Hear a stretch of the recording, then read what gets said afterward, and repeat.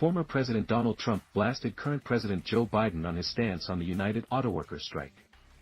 News.com has learned that on September 25 Trump criticized Biden, saying the president has a weak stance on China and a flawed plan to push the move to electric vehicles.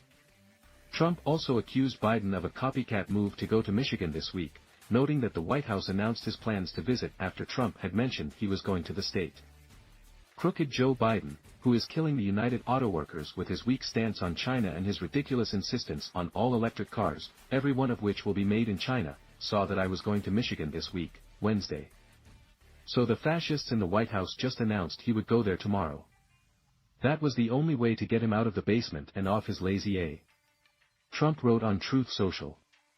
He has been a complete disaster for all autoworkers in the U.S., so much do that with his warped plan in mind, there won't be any autoworkers left in 3 years. He is destroying our country, and likewise, destroying the United Autoworkers. Trump also said the president is killing jobs with his plans and giving them away to China. When he slowly walks to pretend he is a picket, remember, he wants to take your jobs away and give them to China and other foreign countries, Trump wrote.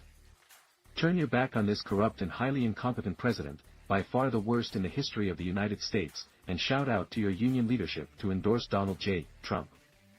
I will keep your jobs and make you rich. The UAW began its strike on September 15 with several companies joining in, and other companies in more states joined the protest thereafter.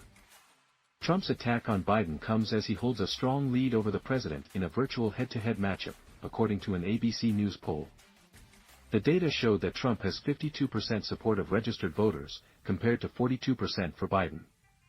The poll also showed Biden's approval rating dropped to 37% and his disapproval rating climbed to 56%, representing the biggest plus-minus gap since he became president.